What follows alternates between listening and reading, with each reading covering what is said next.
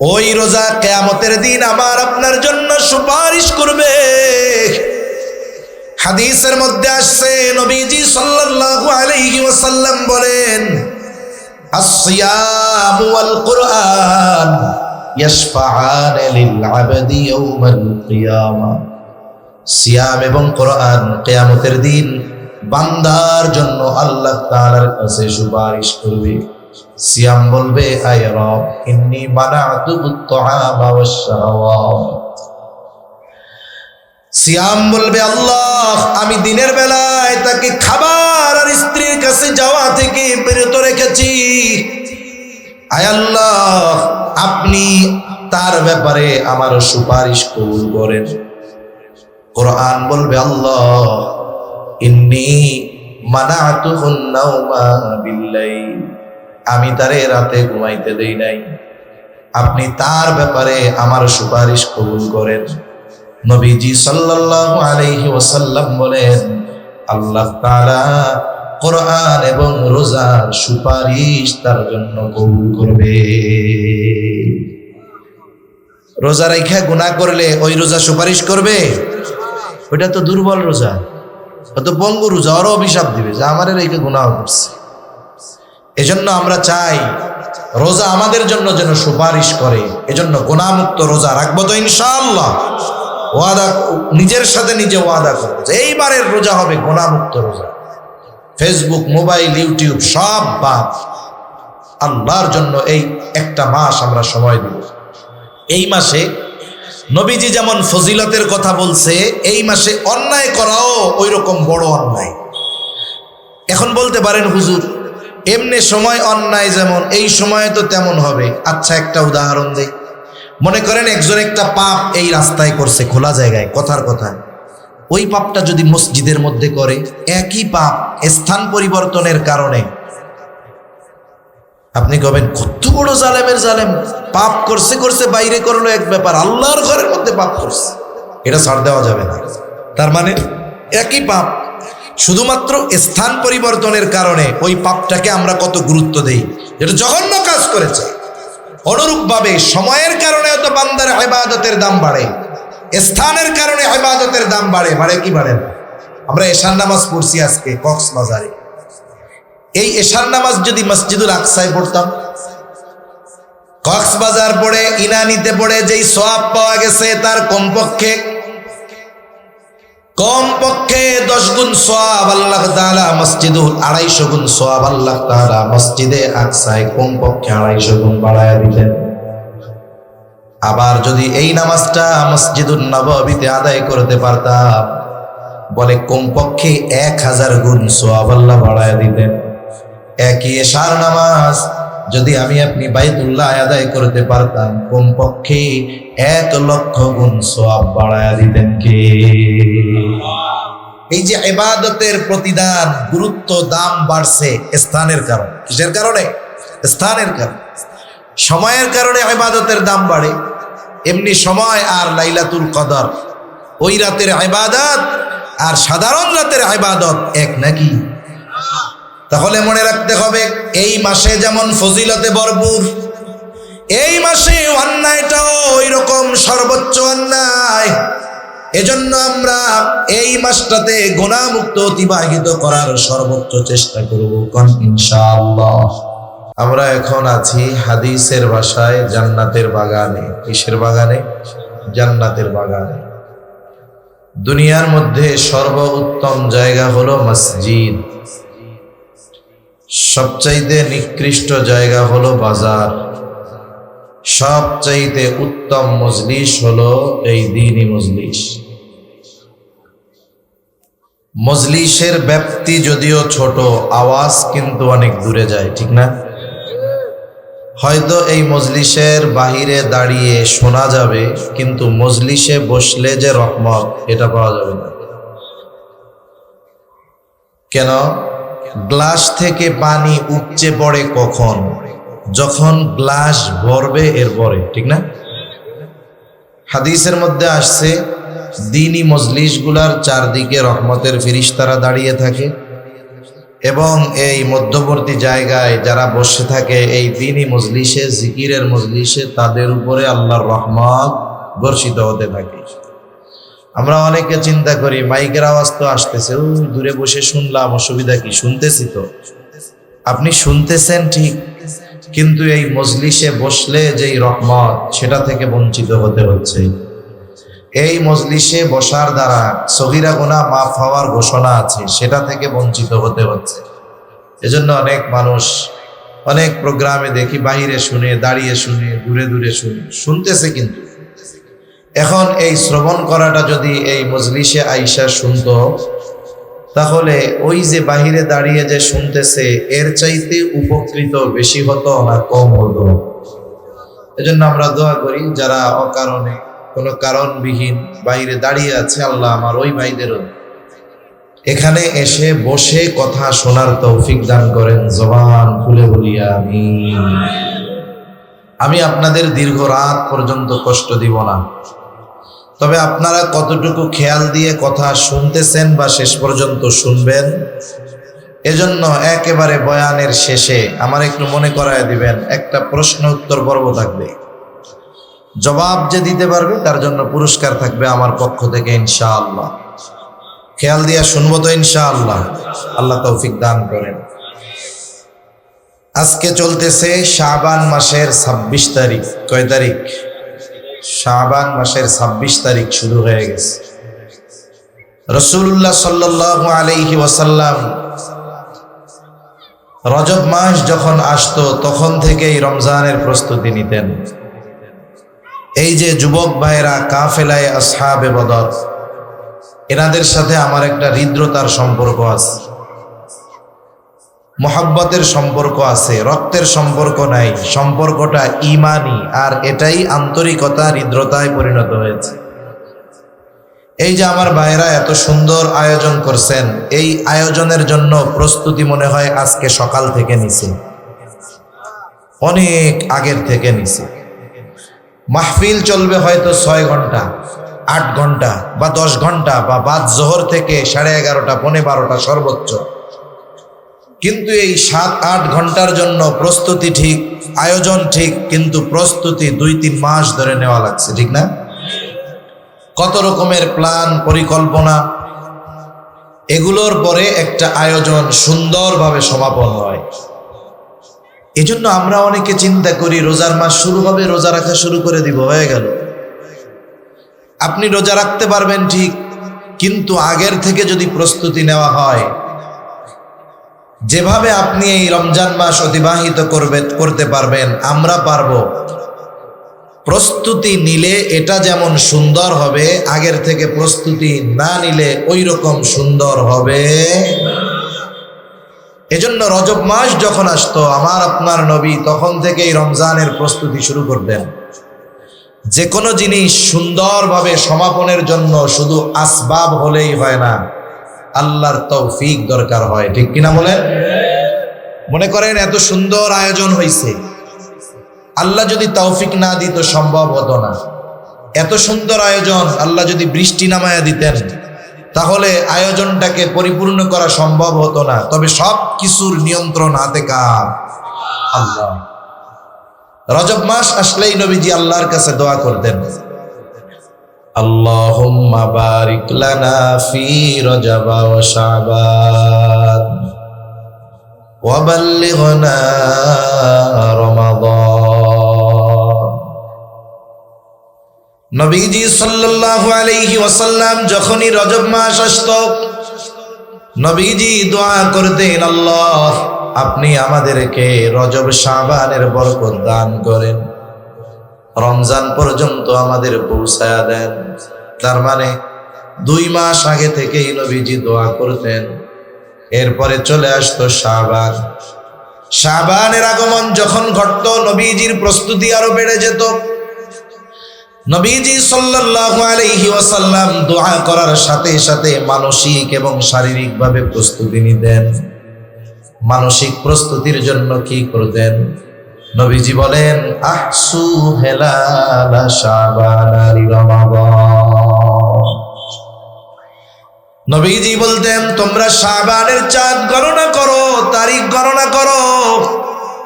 রমজানের জন্য তোমরা শাবানের তারিখ গণনা করো। তারিখ গণনার মাধ্যমে মানুষের মেন্টালিটি প্রস্তুতি হয়। কারণ একটা মানুষ যদি প্রত্যেক দিন এই তারিখ মনে করে আজকে 26, কালকে 27, আজকে 26, কালকে 27, পরের দিন 28, এর পরের দিন 29, এই যে করোনাকালীন সময়, করোনায় দৈনিক এভারেজে মনে করেন 30 জন মারা যাইত। কয়জন? জোরে বলেন কয়জন? অথচ অন্যান্য সময় এখন আমাদের বাংলাদেশে দৈনিক 3,500 মানুষ মারা যায়। কত হাজার? ওই সময় সংবাদপত্র খুললেই দেখতাম করোনায় মরছে 15 জন। আবার আরেক পত্রিকায় করোনায় মরছে 15 জন, সংবাদ মাধ্যমে করোনায় মরছে 15 জন। মাত্র 15 জন করোনায় মরতো, কিন্তু মনে হইতো আমিও মরলে মনে হয় করোনায় মরব, ঠিক না? মনে হইতো যে সবই মনে হয় করোনায় মরতেছে। কেন? মানুষের চিন্তায় ওইটা চলে আসছে। কেন বলে? ওই যে এক খবর যে বারবার কয়, এই জন্য। অনুরূপ ভাবে আমি আপনি যদি বারবার হিসাব করি, আজকে 27, আজকে 26, কালকে 27, তারিখ তো চলে আসতেছে, দেখবেন আমার আপনার মধ্যে এক ধরনের আগ্রহ, উদ্দীপনা কাজ করতেছে। তবে প্রকৃত ইমানদার হলে তবে। কারণ নবীজি বলেন রমজান মাস এটা হলো মুমিনের জন্য পাথেয় সংগ্রহ করার মাস, আর রমজান মাস মুনাফিকের জন্য কষ্টের মাস। এজন্য কত আল্লাহর বান্দা খুশি হচ্ছে যে রমজান আসতেছে, আর কত আল্লাহর বান্দা চিন্তা করতেছে ঘরে রোজা রাখবো, আমার আর ঘরে খাওয়ানো আছে না নাই? অনেক দোকানদারের ওয়াজ করলেও দোকান বন্ধ করে না, কয় হুজুর দুপুরে অমনে সময় যা বিক্রয় হইতো রোজার মধ্যে আরো বেশি হয়, পদ্মাটা নাইয়া খায়। এই লোকগুলো রোজা আসতেছে, এদের অন্তরের মধ্যে কষ্ট শুরু হয়ে গেছে। এদের ব্যাপারে নবীজি জানায় দেন এই রোজা আসতেছে, এই কারণে যাদের অন্তরে কষ্ট এরা প্রকৃত মুমিন হতে পারে না। মুনাফিকদের জন্য রোজা কষ্টের, আর ইমানদারদের জন্য রোজা হলো আনন্দের, আখিরাতের পাথেয় সংগ্রহ করার। এখন রোজা আসতেছে, 2-4 জন বেজার হইতেছেন নাকি? তাহলে নবীজি সাল্লাল্লাহু আলাইহি ওয়াসাল্লাম বলতেন আহসু হিলাল শাবান আলি রমাদান, রমজানের জন্য শাবানের তারিখ চাঁদ গণনা করো। এজন্য বিগত সময়ে যদি করে থাকি তো আলহামদুলিল্লাহ, না করলে আজকে থেকেও করব।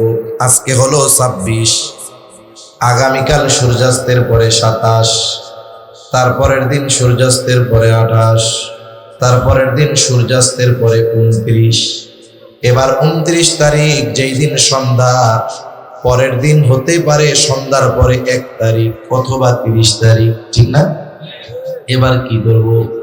29 তারিখ সন্ধ্যায় ইরানির মানুষ পশ্চিম আকাশ খোলা, নবীজির একটা মৃত সুন্নাত বললে চলে, ফাঁকা জায়গায় দাঁড়ায়া পশ্চিম আকাশে রমজানের চাঁদ তালাশ করব তো ইনশাআল্লাহ। এখন আর চাঁদ খোঁজা লাগে না। রাত 12টার সময় ফোন দিবে, 29 তারিখ রাত 12টায়।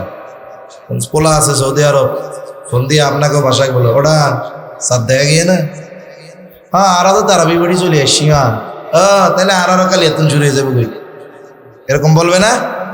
তার মানে সে নিশ্চিত যেহেতু আজকে সৌদি আরব দেখা গেছে, কালকে বাংলাদেশে দেখা না যাক আর যাক আর না যাক, কালিয়া বাংলাদেশে 1 তারিখ। এই কারণে আবার ফেসবুকে, শহরের মানুষ আমরা খুঁজি ফেসবুকে, এই 2 কারণে এইরকম একটা সুন্নাহ আমল আমাদের থেকে মরার মতো হয়ে গেছে।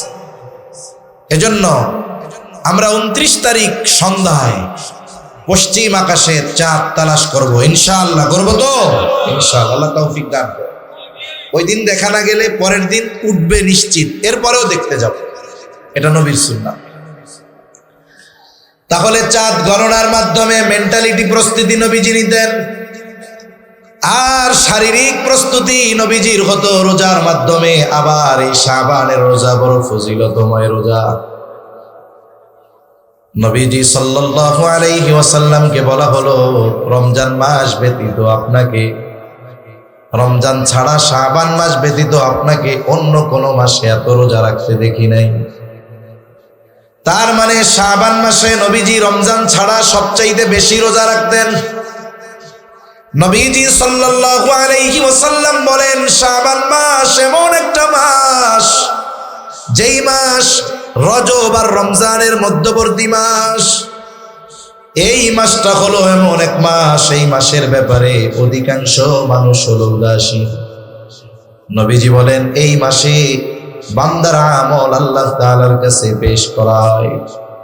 অন্যান্য সময় হলো সপ্তাহে একদিন, রজব মাসে প্রতিদিন। নবীজি সাল্লাল্লাহু আলাইহি ওয়াসাল্লাম বলেন, নবীজি সাল্লাল্লাহু আলাইহি ওয়াসাল্লাম বলেন, শাবান মাসে প্রত্যেক দিন বান্দার আমল আল্লাহ তাআলার কাছে পেশ করা হয়। এই জন্য আমি এটা পছন্দ করি যে আমার আমল আল্লাহর সামনে পেশ করা হবে, আর ওই অবস্থায় আমি থাকবো রোজাদার।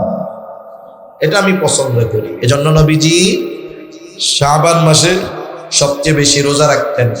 তবে হাদিসের মধ্যে আসছে, নবীজি বলেন শেষ 2 বা 1 দিন, 1-2 দিন রোজা রাখার ব্যাপারে নবীজি মানা করছে, যাতে করে শাবানের রোজা আর রমজানের রোজা মিশে না যায়। যারা রাখছে তো ভালো, যারা রাখে নাই এখনো 1-2 দিন রাখার সুযোগ আছে, রাখা যাইতে পারে। এতে কি হবে? রমজান মাস শুরু হইলে দেখবেন কিছু মানুষ সারা বছর রোজা রাখে না, কিন্তু আলহামদুলিল্লাহ রমজানে রাখে, আছে না নাই? কিন্তু এই রমজান মাসে গিয়া কি হয়, জোহরের নামাজের পরে মসজিদের মধ্যে শুইয়া পড়ে, গড়াগড়ি মারে, একবার এই পাড়ে যায় মসজিদের, আর একবার ওই পাড়ে যায়। এটা মনে হয় আপনাদের এলাকায় হয় না? এখন একজনে জিজ্ঞাসা করে, কি হয়েছে তোমার? বলে আমারে রোজায় ধরছে। রোজার কি হাত পাও আছে? কেমনে ধরলো? রোজায় ধরছে মানে সারা বছর তো এক অভ্যাসে জীবন চালাইছে, রোজার মাসে ব্যতিক্রম। এখন কি হয়, বলে এখন ওই রোজার মাসে ওই সময় তার কষ্ট হয় রোজা রাখতে। কারণ চিকিৎসা বিজ্ঞান বলে, মানুষ দৈনন্দিন যেই সময়ে আহার গ্রহণ করে ঠিক ওই সময়ে পাকস্থলী হা করে। আমাদের ক্ষুধা লাগার কারণ কি? আপনি সকাল 9টায় নাস্তা করছেন, জোহরের পরে দুপুরের খাবার খান, এশার পরে রাতের খাবার খান, দেখবেন ঠিক 2টার সময় খিদা লাগছে। ওই সময় যদি আপনি খানা না খান 3টা, 3:30, 4টা পর্যন্ত, আর দেখবেন খিদা নষ্ট হয়ে যায়, আর খিদা লাগে না, আর লাগে গিয়া ওই রাত 8টার সময়। কেন?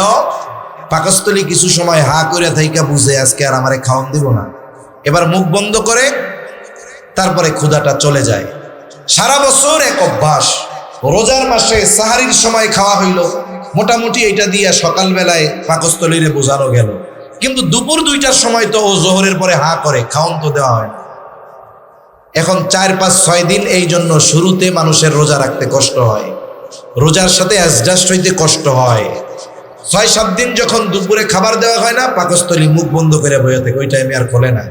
ও বুঝে আমারে তাইলে এখন থেকে ওই সুবহে সাদিকের আগে আর মাগরিবের নামাজের পরে খাওয়ান দিবে, ঠিক এই 2 টাইমে খিদা লাগে। তাহলে রোজার মাস আগের থেকে যদি প্রস্তুতি নেওয়া হইতো, রোজা রাখতাম, তাহলে রমজানে আমার রোজাগুলো প্রাণবন্ততার সাথে রাখা সহজ হইত। এজন্য নবীজি শাবান মাসে বেশি বেশি রোজা রাখতেন, যাতে করে আল্লাহর সামনে যখন আমল পেশ করা হয় তখন উনি রোজাদার অবস্থায় থাকেন। এই যে রমজান মাস, এটা হলো বছরের শ্রেষ্ঠ মাস। কি মাস জোরে বলেন?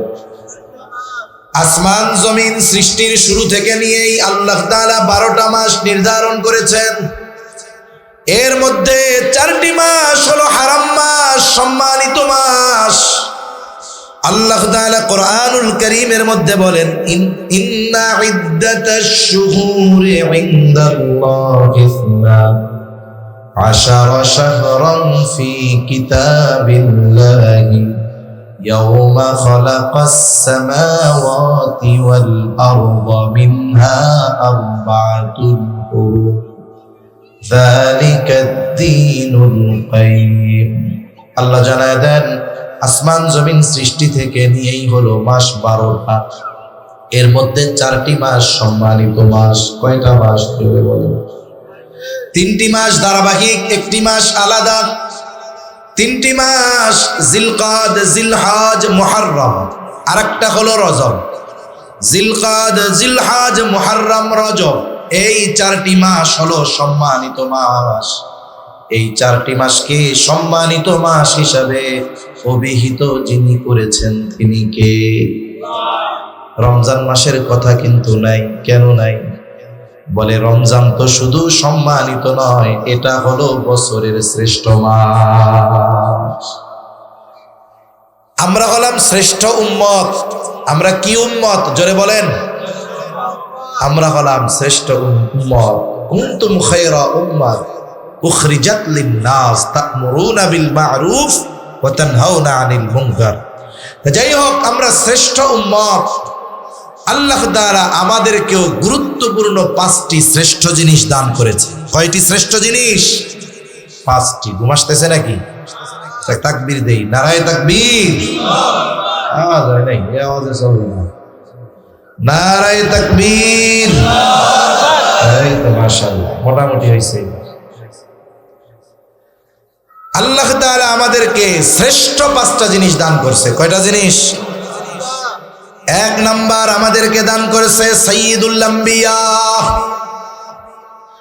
নবীদের সর্দার, শ্রেষ্ঠ নবী আল্লাহ আমাদের দান করেছে। আমরা শ্রেষ্ঠ নবীর উম্মত, আমরা পেয়েছি শ্রেষ্ঠ নবী। 2 নাম্বার সাইয়্যিদুল কুতুব, আমাদেরকে আল্লাহ দান করেছেন শ্রেষ্ঠ কিতাব। সুবহানাল্লাহ। আমরা পেয়েছি সাইয়্যিদুশ শুহুর, শ্রেষ্ঠ মাস। তাহলে 1 নাম্বার পেয়েছি শ্রেষ্ঠ নবী, 2 নাম্বার শ্রেষ্ঠ কিতাব, 3 নাম্বার শ্রেষ্ঠ মাস। আমরা পেয়েছি সাইয়্যিদুল লায়াল, শ্রেষ্ঠ রজনী। আমরা পেয়েছি শ্রেষ্ঠ রাত। কোনটা শ্রেষ্ঠ রাত? লাইলাতুল কদর। সুবহানাল্লাহ। আমরা পেয়েছি শ্রেষ্ঠ দিন। শ্রেষ্ঠ দিন হলো জুমার দিন আর 2 ঈদের দিন। শ্রেষ্ঠ দিন জুমার দিন আর 2 ঈদের দিন। এই 5টি শ্রেষ্ঠ জিনিস আমরা পেয়েছি আর হয়েছি শ্রেষ্ঠ উম্মত। সুবহানাল্লাহ বলেন।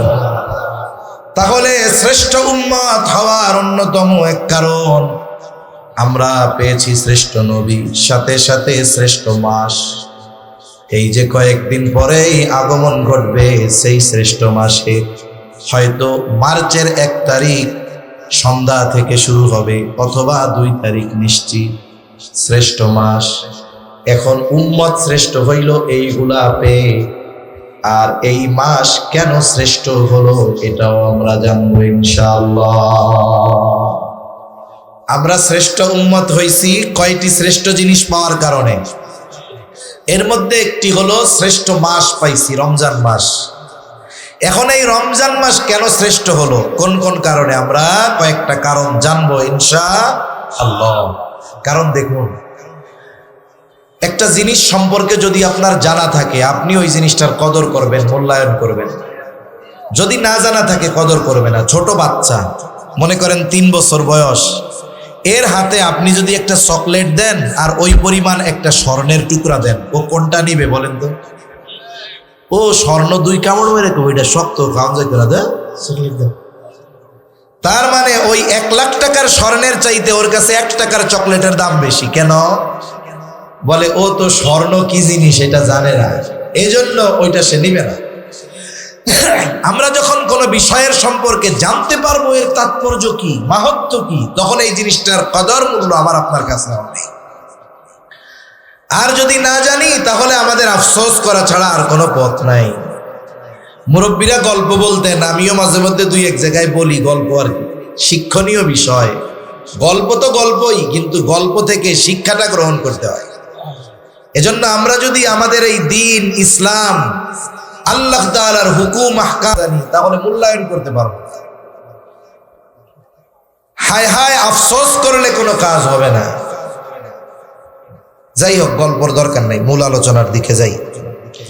তাহলে দেখুন, আল্লাহ তাআলা আমাদের দান করেছেন শ্রেষ্ঠ মাস। কি মাস দান করছে? শ্রেষ্ঠ মাস। কেন শ্রেষ্ঠ মাস? রমজান। 1 নাম্বার শ্রেষ্ঠত্বের কারণ, আল্লাহ তাআলা এই মাসে রোজা ফরজ করেছে। কি ফরজ করেছে জোরে বলেন? আল্লাহ রাব্বুল আলামিন এই মাসে রোজা ফরজ করেছে।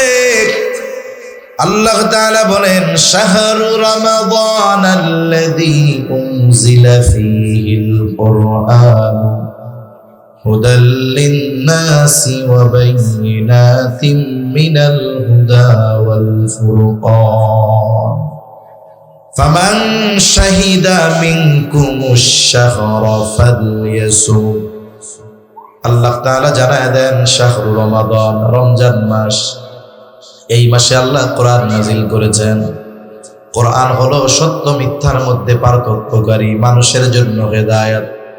আল্লাহ তাআলা বলেন, যে এই মাস পাবে সে যেন এই মাসে রোজা রাখে। ফামান শাহিদা মিনকুমুশ শাহরা ফালইয়াসুম। আল্লাহ তাআলা বলেন, যে এই রমজান মাস পাবে সে যেন রোজা রাখে। কে রোজা রাখবে? বলে বালেগ হয়েছে যে, নারী হোক পুরুষ হোক, প্রাপ্ত প্রাপ্তা বয়স্কা যে রোজা রাখবে। দ্বীনের খাতিরে কিছু কথা না বললেই নয়। আপনাদের এই ইরানি রোড থেকে যখন বাক নিয়ে আপনাদের রোডে ঢোকা হয়, ওই জায়গায় একটা হোটেল হইতেছে, কি জানি নাম, ওই যে কোনায়, হ্যাঁ, ড্রিম হলিডে। ওর সামনে একটা ব্যানার লাগানো আছে, লেখা 18 বছরের আগে সবাই শিশু। পড়ছেন কে কে? কে কে পড়ছেন? একটু আতসা করেন তো। দেখছেন ওই জায়গায় যে বোর্ড লাগানো আছে? আচ্ছা, তার মানে আপনারা আমার মতো পচা লোক নয়, আপনারা আল্লাহর বান্দা, নিচের দিকে তাকাইয়া চলেন, বোঝা গেছে। আর আমি মনে হয় ডাইনে বামে এরকম তাকাই, এর লেগে আমার চোখে পড়ছে এটা। আমি ছবিও একটা তুলে নিছি মোবাইলে, কারণ এটা নিয়ে আমার একটা লেখা দিতে হবে। 18 বছরের আগে সবাই শিশু। ইসলাম কি এই কথা বলে? জোরে বলেন, ইসলাম এটা বলে? এটা বলার দ্বারা কি হলো? রাষ্ট্রীয়ভাবে কিশোর গ্যাংয়ের অবৈধ কর্মকাণ্ডকে বৈধতা দেওয়া হয়ে গেল। আপনি খোঁজ নেন আশেপাশে যত অকারেন্স করে, এগুলো সব 18 বছরের পর। কেরানীগঞ্জে পিস্তল ঢাকায় দিনের বেলা ব্যাংক ডাকাতি করছে, 15-16 বছর বয়স, শাস্তি নাই কেন?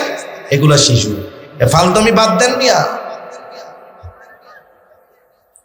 ইসলাম বলে প্রাপ্তবয়স্ক হওয়ার সর্বশেষ সময়সীমা চন্দ্রমাস হিসাবে 15 বছর।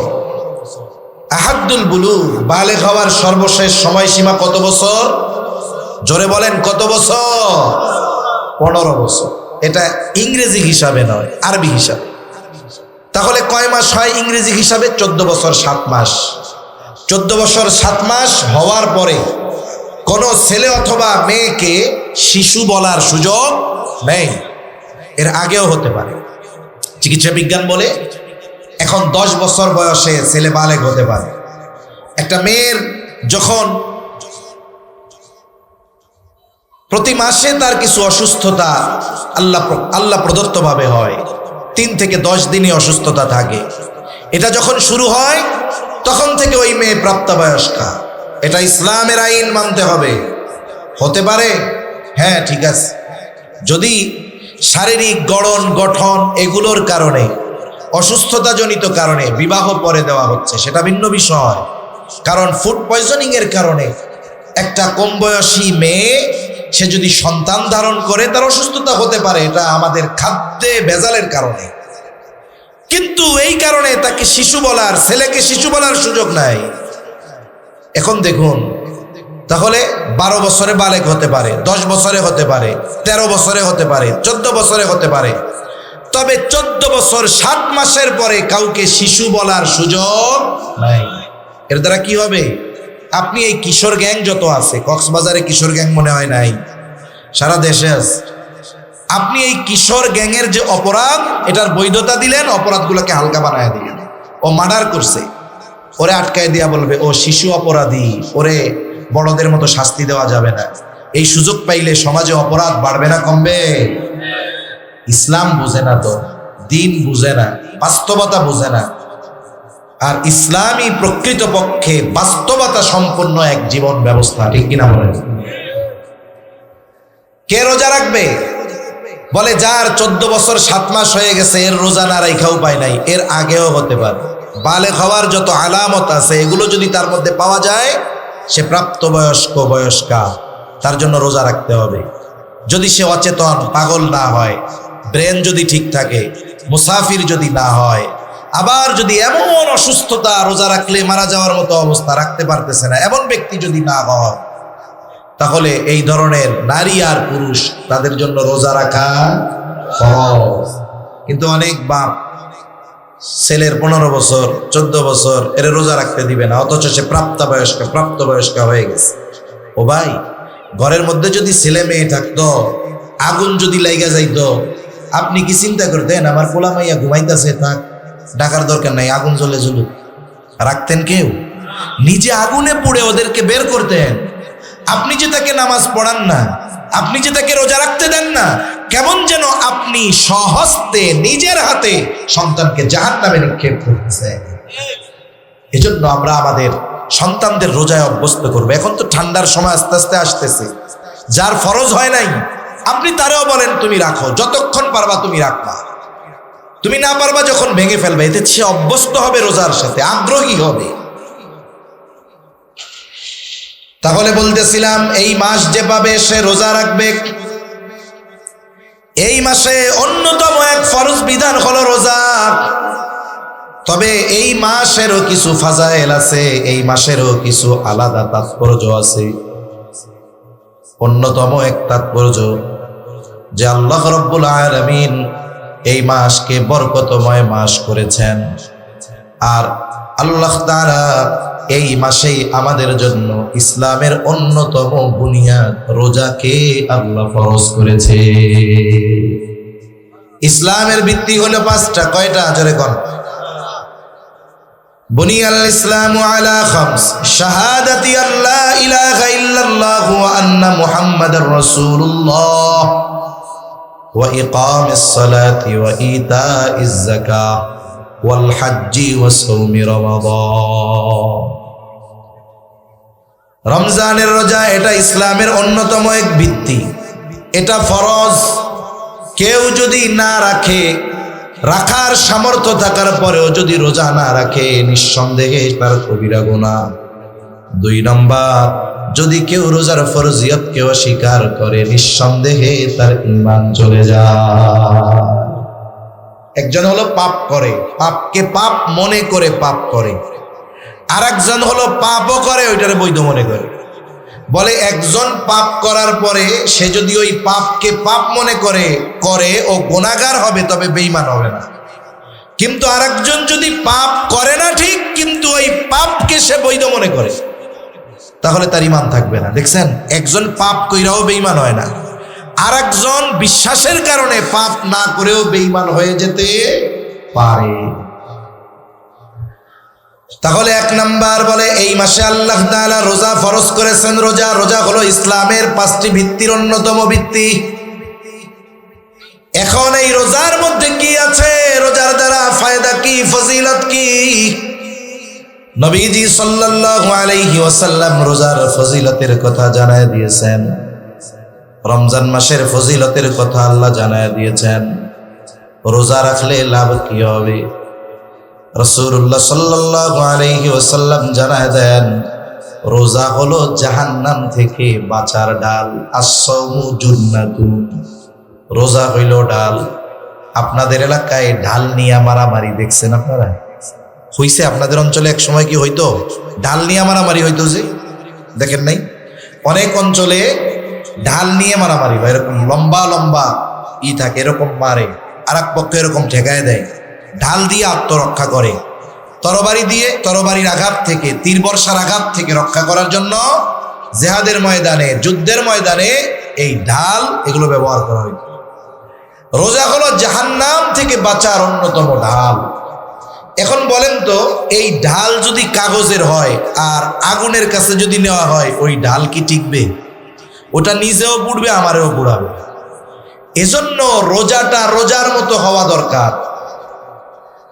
হাদিসের মধ্যে রোজার যত ফজিলতের কথা আছে, এই ফজিলতগুলো যদি অর্জন করতে হয়, অবশ্যই রোজাটা হতে হবে গুনাহমুক্ত রোজা। আমরা অনেকে মনে করি রোজা হলো সুবহে সাদিক নিয়ে সূর্যাস্ত পর্যন্ত পানাহার আর স্ত্রীর কাছে না যাওয়া, এটাই মনে হয় রোজা। না না, এর দ্বারা আপনি শুধু ফরজ আদায় করলেন। কিন্তু আপনি যদি রোজা রেখে টেলিভিশন দেখেন, চোখের গুনাহ করেন, জবানের গুনাহ করেন, হাতের গুনাহ করেন, পায়ের গুনাহ করেন, তাহলে কি হলো? বলে এই গুনার কারণে রোজার ফজিলত থেকে আমাদের মাহরুম হওয়া লাগবে। এজন্য নবীজি সাল্লাল্লাহু আলাইহি ওয়াসাল্লাম বলেন, কিছু মানুষের রোজা হলো না খেয়ে থাকার নামান্তর। তার ওই রোজার দ্বারা শুধু ফরজ আদায় হয়, কিন্তু রোজার যে ফজিলত সেটা সে বঞ্চিত হয়। এই জন্য অঙ্গ প্রত্যঙ্গের রোজা আছে, জবানের রোজা আছে, চোখের রোজা আছে, হাত পায়ের রোজা আছে। এখন আমি যদি রোজা রেখে চোখ দিয়ে গোনা করি, চোখের রোজা বলো না, জবান দিয়ে যদি গীবত করি, গোনার কথা বলি, তাহলে আমার রোজার ফজিলত পাওয়া হলো না। হাত দিয়ে গোনা করলাম, পা দিয়ে গোনা করলাম হলো না। তার মানে সারাদিন যেমন উপোস থাকতে হবে, না খেয়ে থাকতে হবে, অনুরূপভাবে অঙ্গ প্রত্যঙ্গকেও গোনার থেকে বাঁচানোর দরকার আছে না? আমরা দৃঢ় প্রতিজ্ঞা করি নিজের সাথে নিজে, আর একজনের সাথে করলে তো ওয়াদা করলে যদি না করি তাহলে কি হবে? ওয়াদা খেলাফ হবে। ওয়াদা খেলাফ করা মুনাফিকের আলামত। সেই জন্য আমি কোনো সময়, খুব কম সময় মানুষদেরকে হাত উঁচু করে ওয়াদা করাই না। কারণ এই ওয়াদা এই জায়গায় আবেগে করে, বাইরে গিয়া একটু পরে লোহা পিটাইলে লোহা একটা কথা কয়। কি কয় জানেননি? কয় যেই সেই। আপনি এখানে আমার সাথে ওয়াদা করলেন, আপনি যদি বাইরে গিয়ে ওই কাজটা করেন তাহলে ওয়াদা খেলাফকারী হতে হবে। এজন্য আমি বলি, আপনি নিজের সাথে নিজে ওয়াদা করেন যে আমার নফসকে আমি জিততে দিব না, শয়তানকে জিততে দিব না। আমাদের এবারের রোজা হবে গুনাহ মুক্ত রোজা। করেন ইনশাআল্লাহ। আল্লাহ তৌফিক দান করেন বলি আমিন। আমার মা বোনদেরও খেয়াল করতে হবে, রোজার মাসে বিয়ান্নে রান্না নাই, দুপুরে রান্না নাই। এখন 3 মহিলা 3 বোন এক জায়গায় হয়েছে। এবার বৈশা মাত শুরু, গল্প শুরু হবে। আস্তে আস্তে ওই গল্পটা গীবতের মজলিসে পরিণত হয়ে যাবে, ঠিক কিনা? এজন্য আমরা রোজার মাস চেষ্টা করব আমলে কাটানোর জন্য, প্রত্যেকটা অঙ্গ প্রত্যঙ্গের গুনাহ থেকে বাঁচার জন্য। দেখুন হাদিসের মধ্যে আসছে, জেনা শুধু একজন নারী পুরুষ গোপনে মিলিত হওয়া এটা নয়, এটাও তো জেনা।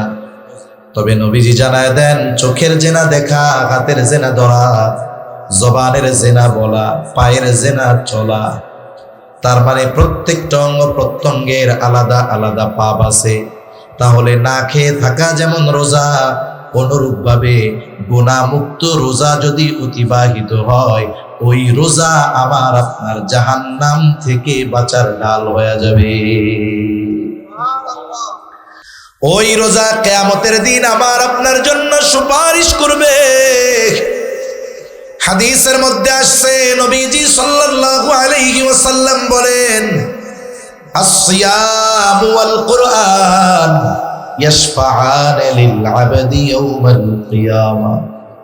সিয়াম এবং কোরআন কিয়ামতের দিন বান্দার জন্য আল্লাহ তাআলার কাছে সুপারিশ করবে। সিয়াম বলবে, আয় রব ইন্নী মানাতু আত-তাআমা ওয়াশ-শাহাওয়াত। সিয়াম বলবে, আল্লাহ আমি দিনের বেলায় তাকে খাবার আর স্ত্রীর কাছে যাওয়া থেকে বিরত রেখেছি। আয় আল্লাহ আপনি তার ব্যাপারে আমার সুপারিশ কবুল করেন। কোরআন বলবে, আল্লাহ ইন্নী মানাতুহুন নাওমা বিল্লাইল, আমি তারে রাতে ঘুমাইতে দেই নাই, আপনি তার ব্যাপারে আমার সুপারিশ কবুল করেন। নবীজি সাল্লাল্লাহু আলাইহি ওয়াসাল্লাম বলেন, আল্লাহ তাআলা কোরআন এবং রোজার সুপারিশ তার জন্য কবুল করবে। রোজা রাখা গুনাহ করলে ওই রোজা সুপারিশ করবে? ওটা তো দুর্বল রোজা, ও তো পঙ্গু রোজা, ওরও অভিশাপ দিবে যে আমাদের রেখে গুনাহ করছে। এজন্য আমরা চাই রোজা আমাদের জন্য যেন সুপারিশ করে। এজন্য গুনাহমুক্ত রোজা রাখবো তো ইনশাআল্লাহ। ওয়াদা, নিজের সাথে নিজে ওয়াদা করবো যে এইবারের রোজা হবে গুনাহমুক্ত রোজা।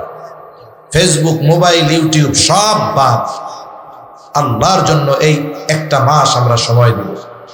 এই মাসে নবীজি যেমন ফজিলতের কথা বলছে, এই মাসে অন্যায় করাও ওই রকম বড় অন্যায়।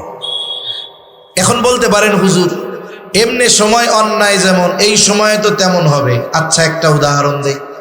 মনে করেন একজন একটা পাপ এই রাস্তায় করছে, খোলা জায়গায়, কথার কথা, ওই পাপটা যদি মসজিদের মধ্যে করে, একই পাপ স্থান পরিবর্তনের কারণে আপনি কবেন কত বড় জালেমের জালেম, পাপ করছে করছে বাইরে করলো এক ব্যাপার, আল্লাহর ঘরের মধ্যে পাপ করছে, এটা ছাড় দেওয়া যাবে না। তার মানে একই পাপ, শুধুমাত্র স্থান পরিবর্তনের কারণে ওই পাপটাকে আমরা কত গুরুত্ব দেই, যেটা জঘন্য কাজ করেছে। অনুরূপভাবে সময়ের কারণে তো বান্দার ইবাদতের দাম বাড়ে, স্থানের কারণে ইবাদতের দাম বাড়ে। বাড়ে কি বাড়ে না? আমরা এশার নামাজ পড়ছি আজকে কক্সবাজারে, এই এশার নামাজ যদি মসজিদুল আকসায় পড়তাম, কক্সবাজার পড়ে ইনানিতে পড়ে যেই সওয়াব পাওয়া গেছে তার কমপক্ষে 10 গুণ সওয়াব আল্লাহ তাআলা মসজিদুল 250 গুণ সওয়াব আল্লাহ তাআলা মসজিদে আকসায় কমপক্ষে 250 গুণ বাড়ায়া দিতেন। আবার যদি এই নামাজটা মসজিদুল নববীতে আদায় করতে পারতাম, বলে কমপক্ষে 1000 গুণ সওয়াব আল্লাহ বাড়ায়া দিতেন। একই এশার নামাজ যদি আমি আপনি বাইতুল্লাহ আদায় করতে পারতাম, কমপক্ষে 1,00,000 গুণ সওয়াব বাড়ায়া দিতেন কে? এই যে ইবাদতের প্রতিদান, গুরুত্ব, দাম বাড়ছে স্থানের কারণে। কিসের কারণে? স্থানের কারণে। সময়ের কারণে ইবাদতের দাম বাড়ে। এমনি সময় আর লাইলাতুল কদর, ওই রাতের ইবাদত আর সাধারণ রাতের ইবাদত এক নাকি? তাহলে মনে রাখতে হবে এই মাসে যেমন ফজিলতে ভরপুর, এই মাসে অন্যায়টাও ওই রকম সর্বোচ্চ অন্যায়। এজন্য আমরা এই মাসটাতে গুনাহমুক্ত অতিবাহিত করার সর্বোচ্চ চেষ্টা করব ইনশাআল্লাহ। তাহলে এই মাসের রমজান মাস শ্রেষ্ঠ মাস হওয়ার 1 নম্বর কারণ হলো রোজা। আর রোজা হলো জাহান্নাম থেকে বাঁচার ডাল। রোজা হলো বান্দার জন্য কিয়ামতের দিন সুপারিশ করবে। শুধু তাই না, রোজাই একমাত্র ইবাদত, যে ইবাদতের প্রতিদান স্বয়ং যিনি দিবেন তিনি কে? রাসূলুল্লাহ সাল্লাল্লাহু আলাইহি ওয়াসাল্লাম বলেন, কুল্লু আমাল ইবনি আদম লাহু ইল্লা সিয়াম। বনি আদমের প্রত্যেকটা আমল তার নিজের জন্য, তবে রোজা ব্যতীত। হাদিসে কুদসি নবীজি সাল্লাল্লাহু আলাইহি ওয়াসাল্লাম বলেন, আল্লাহ তাআলা বলেন, আস-সাওমু লি ওয়া আনা আজজি বি।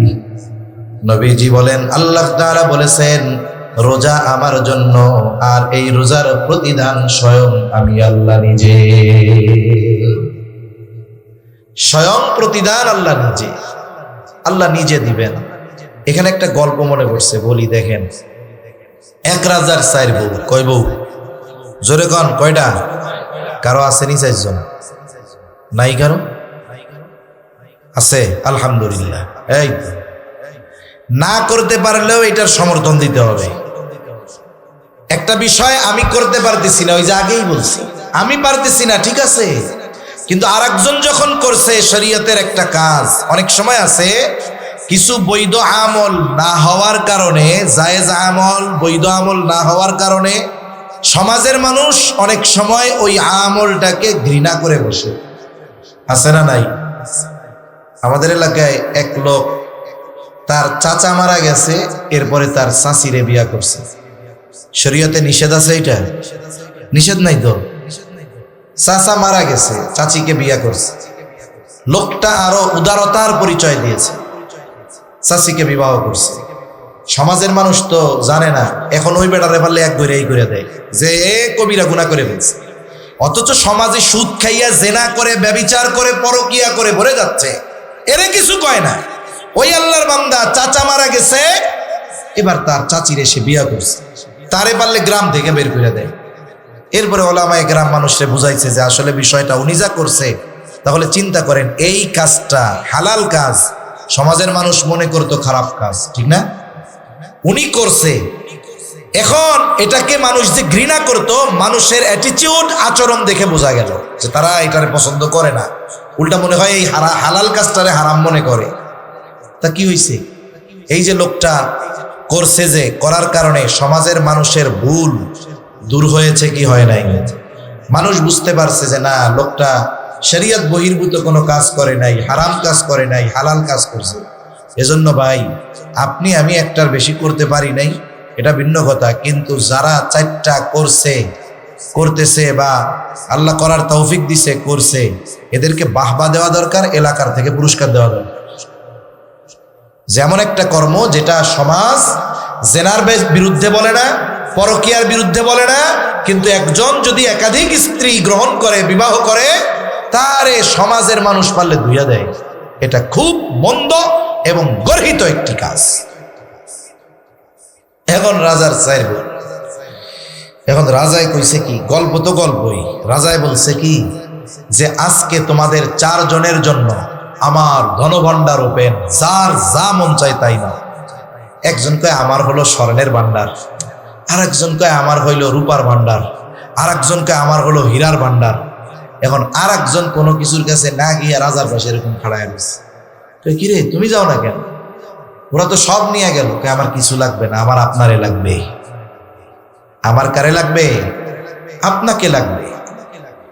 ইমাম গাজ্জালী রাহমাতুল্লাহি আলাইহি বলেন, মান লাহুল মাওলা ফালাহুল কুল, বলে আল্লাহ যার হয়ে যায়, কুল কায়নাত তার হয়ে যায়। ঠিক কিনা বলেন?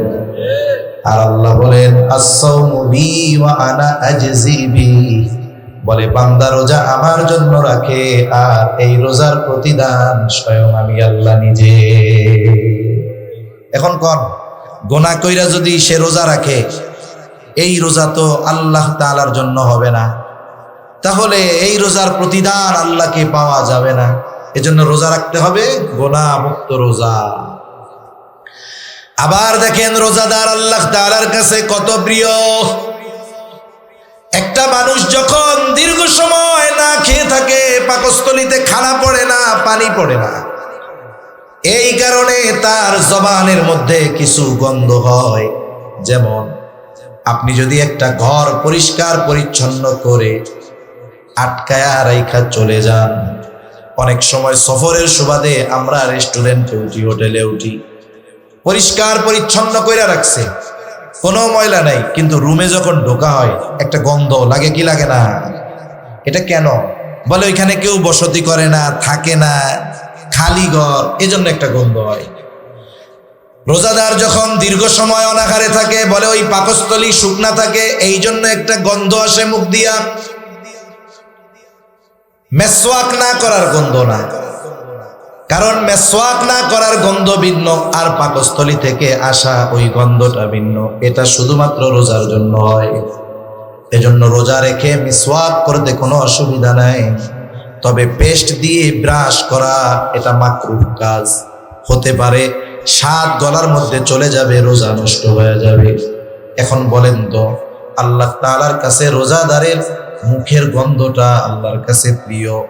এখন যদি ওই রোজাদার রোজা রেখে গীবত করে, গীবত, তার মুখ দিয়ে রোজার রাখার গন্ধ বের হবে না, বরং তার মুখ দিয়ে মরা ভাইয়ের গোশত খাওয়ার গন্ধ বের হবে। নবীজি বলেন লাখুলুফু ফামিস সাইমি আতয়াবু ইনদাল্লাহি তাআলা মির রিহিল মিস্ক। নবীজি সাল্লাল্লাহু আলাইহি ওয়াসাল্লাম বলেন, এই যে রোজাদার রোজা রাখার কারণে তার জবান দিয়ে, গাল দিয়ে যেই গন্ধ বের হয়, এটা আল্লাহ তাআলার কাছে মেশক আম্বরের গন্ধের চাইতেও বেশি প্রিয়। এখন আমার মুখের এই গন্ধ আল্লাহর কাছে প্রিয় হবে কখন? যখন আমার জবানটা গুনাহমুক্ত থাকবে। তারা হলে আমি যদি গুনাহ করি, গীবত করি, মরা ভাইয়ের গোশত আমার দাঁতের ফাঁকে ফাঁকে লেগে থাকবে।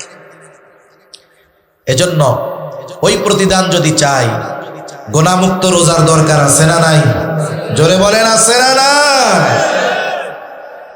রাসূলুল্লাহ সাল্লাল্লাহু আলাইহি ওয়াসাল্লাম বলেন, রোজাদার যে এই যে রোজা রাখার মাধ্যমে তৃষ্ণার্ত থাকে, গ্রীষ্মকালীন রোজা রাখে, তৃষ্ণায় বুকের ছাতি ফেটে যায়, এরপরেও ডুব দিয়া পানি খায় না, গোসলখানায় পানি খায় না, ঘরের মধ্যে একা, ফ্রিজে ঠান্ডা পানি, বুকটা ফেটে যায়, তবু একটু পানি খায় না, অনেক সময় মানুষ দেখবেন বেনামাজি, ও যদি রোজা থাকে ও লুকায়া লুকায়া পানি খায় না। বেনামাজিও যদি রোজা রাখে ও কিন্তু লুকাইয়া পানি খায় না, কেউ দেখবে না, এরপরে ও খায় না। এই জায়গায় রোজার একটা রহস্য, যে বান্দা যাই করুক রোজাটা আল্লাহর জন্যই রাখে। নামাজ মানুষকে দেখানোর জন্য পড়তে পারে, দান মানুষকে দেখানোর জন্য করতে পারে, বলে রোজা আল্লাহর জন্যই করে। যদি না করতো তাইলে তৃষ্ণা লাগলে লুকায়া লুকায়া পানি পান করতো, কিন্তু দেখে নাই, সবাই কইবো আমি রোজা রাখছি। রাসূলুল্লাহ সাল্লাল্লাহু আলাইহি ওয়াসাল্লাম বলেন, আল্লাহর জন্য যে তৃষ্ণার্ত থাকলো, তার মানে গ্রীষ্মকালে রোজা রাখলো, তৃষ্ণা লেগেছে, পানি পান করে নাই, কিয়ামতের দিন আল্লাহ তাআলা ওই ব্যক্তিকে পানি পান করাবে। যেই দিন সূর্য কাছে থাকবে, জমিনটা তামার মতো হয়ে যাবে, পানি পানি বলে মানুষ চিৎকার করবে, ওই দিন আল্লাহ তাআলা এই বান্দাদের পানি পান করাবে। কিন্তু যে গুনাহ সহ রোজা করছে তার শুধু ফরজ আদায় হবে, কিন্তু কাজ হবে না। একজন পরীক্ষা দিছে, কয়েকজন পরীক্ষা দিছে, ম্যাট্রিক পরীক্ষার রেজাল্ট দিছে। একজন জিজ্ঞাসা করে, তুমি কি হয়েছে রেজাল্ট? পাস করছি। আরেকজন পাস করছি, আরেকজন পাস করছে। এখন জিজ্ঞাসা করে, পাস যে করলা কোন গ্রেড পাইছো, কত পাইছো? 33 পাইলেও পাস, 90 পাইলেও পাস, ঠিক না? এখন একজন কয়, পাইছি ভাই 33। কত ভাইয়া পাস করছে? আর একজন পাইছে A+, আর একজন কি পেয়েছে বলেন তো? এখন জিজ্ঞাসা করার পরে কেউ যদি বলে আমি 33 পাইয়া পাস করছি, ওরে জবাবে বলবে, তোমারে পাস করতে কইছিল কেডা? ফেল করাই ভালো আছে, ঠিক না? তার মানে দেখেন, ও কিন্তু পাস, কিন্তু ওই পাশের কথাও মানুষের সামনে বলতে সে লজ্জা পায়। আর একজন পাস করছে A+ পাইয়া, ও গর্বের সাথে বলে A+ পেয়েছি। এজন্য রোজাদারও ওই কোয়ালিটির হয়। একটা হয় হলো পাস, ওর জন্য আর কোনো ফ্যাসিলিটি নাই, ও কোনো ইউনিভার্সিটিতে ভর্তি হইতে পারবে না, ওর জন্য কোনো বৃত্তি নাই, ওর জন্য কোনো সম্মাননা নাই, ওর জন্য কিছুই নাই, খালি একখান কাগজ পাইব 33 লেখা। ওই পাস দিয়া ও কোমুখী কোনো চাকরিতে অ্যাপ্লাইও করতে পারবে না, কিন্তু পাস। তার মানে যে রোজা রাখলো কিন্তু গোনা টোনা সব করছে। বাগের মিয়া কোথেকে আইছেন আপনি? ওই গেট দিয়ে ঢুকে, নাম পাবলিক কোন জায়গায়, এই জায়গায় আইছে। আর ওই ভিভিআইপি যে তার গেট, ওই জায়গায় কত রকমের সংবর্ধনা, সে যাবে ফুলের তোড়া দিয়ে অভিবাদন জানাবে, এরপরে বসবে, তাকে অভিবাদন জানিয়ে লাল গালিচা সংবর্ধনা দিয়ে এরপরে চেয়ারে এনে বসাইবে, ঠিক কিনা বলেন? ঢুকবে সবাই একই হলে, কিন্তু সবার কি সম্মান সেম হবে? বলে রোজাদারের জন্য জান্নাতের একটা স্পেশাল দরজা আছে, সেই দরজার নাম হলো রাইয়ান। ওই দরজা দিয়ে শুধুমাত্র রোজাদারেরা প্রবেশ করতে পারবে। ওই দরজা থেকে ফেরেশতারা আহ্বান করবে, ফাইনাস সাইমুন, কোথায় রোজাদারেরা? এদিকে আসে। শুধুমাত্র রোজাদারেরা ঢুকবে, তারা ব্যতীত একটা মানুষকেও আল্লাহ তাআলা ওই দরজা দিয়ে ঢুকতে দিবে না। এটা রোজাদারদের জন্য স্পেশালিটি। তাহলে কথা অনেক লম্বা হয়ে যাচ্ছে। শ্রেষ্ঠ মাস কেন? বলে 1 নাম্বার কারণ এই মাসে আল্লাহ তাআলা রোজা ফরজ করেছে। কি ফরজ করেছে? আরো জোরে, কি ফরজ করেছে? ঘুমাসতেছে নাকি? আরেকটা তাকবীর হবে, নারায়ে তাকবীর, নারায়ে তাকবীর। এই সময় কিন্তু মাহফিল রোজা, শীতও নাই, গরমও নাই, আরামও লাগে, ঘুমও আসে, ঠিক না? তাহলে রমজান মাস শ্রেষ্ঠ হওয়ার 1 নম্বর কারণ হলো রোজা আল্লাহ ফরজ করেছেন। রোজার কিছু ফাজাইল আমরা জানলাম। 2 নম্বর কারণ রমজান মাস শ্রেষ্ঠ কেন? বলে এই মাসেই আল্লাহ তাআলা কুরআনুল কারীম নাযিল করেছে। আল্লাহ তাআলা বলেন, শাহরু রমাদান আল্লাযী উনজিলা ফীহিল কুরআন। আল্লাহ তাআলা বলেন, রমজান মাস, এই মাসে আল্লাহ নাজিল করেছেন কোরআন। মাস হলো রমজান, আল্লাহ নাজিল করেছে কোরআন। মাস রমজান, নাজিল করেছে কি? জোরে বলেন, কি এই কোরআন? আল্লাহ তাআলা বলেন, হুদাল লিন্নাস, গোটা মানব জাতির জন্য এই কোরআন হলো হিদায়াত। আবার আল্লাহ এক জায়গায় বললেন হুদাল্লিল মুত্তাকিন, মুত্তাকিনদের জন্য হিদায়াত। বলে হ্যাঁ, মানুষের জন্য হিদায়াত। বলে একজন বেঈমানও যদি এই কোরআন দিল দিয়ে অনুধাবন করে তিলাওয়াত করে বোঝার চেষ্টা করে, সে ঈমানওয়ালা হয়ে যাবে, ঠিক কিনা বলে? আর যদি ঈমানদার কোরআন তিলাওয়াতের সাথে সাথে এই কোরআন অনুযায়ী জীবন সাজায়, সে জান্নাত পর্যন্ত পৌঁছে যাবে। আর এই কোরআন সুপারিশ করবে। আগেই বলছি কোরআন আর রমজান এই দুইটার সাথে বন্ধুত্ব আছে। এই দুই বন্ধুর হক যদি আদায় করা যায়, ওরা আমাদের জন্য সুপারিশ করবে। সূরা মুলক যদি প্রতিদিন তিলাওয়াত করা হয় এশার নামাজের পর, আল্লাহ রাব্বুল আলামিনের নবী জানায় দেন কবরের আযাব থেকে বাঁচা যাবে। কোরআন তিলাওয়াত করে আল্লাহর বান্দা সূরা আলে ইমরান বাকারা বলে দুই সূরা দুই দিক দিয়া দাঁড়াবে, একজন দাঁড়াবে মাথার কাছে আর একজন পায়ের কাছে। আযাবের ফেরেশতারা যদি আসে বলবে খবরদার ওইটা আমাকে তিলাওয়াত করবে, আযাব দেওয়া যাবে না। সুবহানাল্লাহ। সূরা ওয়াকিয়া যদি তিলাওয়াত করে মাগরিবের পরে, বলে আল্লাহ তাআলা তাকে রিজিক সংকীর্ণতার মুখোমুখি করবে না। সুবহানাল্লাহ। এই কোরআন আল্লাহ নাজিল করেছে রমজান মাসে। এটা হুদাল্লিল মুত্তাকিন, এটা হুদাল্লিন নাস। মুত্তাকিরা ঈমানদারেরা কোরআন অনুসরণের মাধ্যমে জান্নাতে চলে যাবে, আর বেঈমানেরা কোরআন যদি তিলাওয়াত করে পড়ে বুঝে আশা করা যায় ঈমান নসিব হয়ে যাবে। সম্প্রতি সময়ে নেদারল্যান্ডের একজন সংসদ সদস্য মন্ত্রী, সর্বোচ্চ পরিমাণের ইসলাম বিদ্বেষী ছিল সে। ইসলাম নিয়ে কোরআন নিয়ে তার বিশোধাগারের কোনো অভাব ছিল না। এখন একটা জিনিস আপনি যদি ভালোভাবে জানেন তাইলেই না ওইটার সমালোচনা করতে পারবেন। ওই লোক চিন্তা করছে মুসলমানগো আরো ভালো মতো ধরার দরকার। এই নিয়তে আল্লাহর বান্দা আরবি ভাষাও শিখছে, কারণ শুধু অনুবাদ পড়ে কোরআনের অর্থ বোঝা যায় কিন্তু হৃদয় দিয়ে অনুধাবন করা যায় না। এজন্য একজন আলেমের কোরআন তিলাওয়াত আর একজন আওয়ামের কোরআন তিলাওয়াত সেম না। কারণ আলেম তো শুধু পড়ে আর অর্থ বুঝে তা না, কোরআনের গভীরতা সে বুঝে, এজন্য তার মজা ভিন্ন রকম।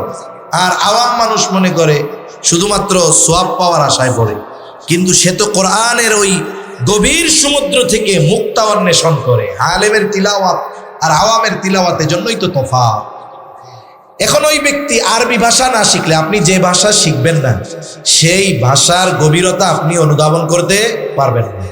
যেমন 2 দিন আগে গেছি টেকনাফে, এখন আমারে কইছে টাইউন চিনন না? টাইউন কারে কয়? ওনারা চিনন না? টমেটো ইবে যদি আরারে জিগে আরা করতে পারুন না বাজি। আমি কিন্তু চিটাঙ্গে ভাষা শিখে ফেলছি। ও আজও শুনি মাঝে মধ্যে আব্দুল্লাহ আল মারুফ ভাইটা শুনি। এখন চিন্তা করতেছি এরপরের থেকে চিটাঙ্গে ভাষায় ওয়াজ করা লাগবে। তাই এখন বলেন দেখেন, এখন আমি যদি টেকনাফের বাসিন্দা না হই, আমারে যদি বলে আপনার টাইউন চাটনি দিউম না, আমি বলছি আল্লাহ কি কয় এটা আবার। এজন্য যে যে ভাষার জ্ঞান অর্জন করে সে সেই ভাষার গভীরতা বুঝে। উনি শিখতেছে আরবি ভাষা কেন?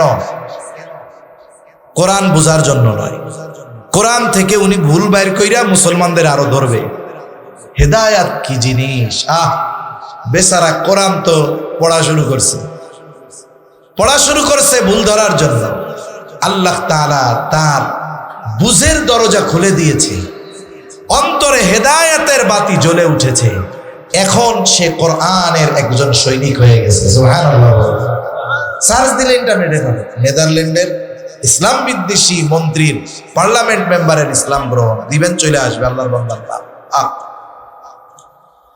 আবার দেখেন ডক্টর মরিস বুকাইলি, ঐতিহাসিক একজন ব্যক্তি, যখন ওই মিশরের জাদুঘরে রাখা ফেরাউনের মমি নিয়ে গবেষণা করা হবে, ওনাকে জানানো হলো এর ব্যাপারে কোরআনে আয়াত আছে। উনি চিন্তা করলেন বাবারে, তাহলে এর বাস্তব সব যদি জানতে হয় আমাকেও কোরআন শিখতে হবে।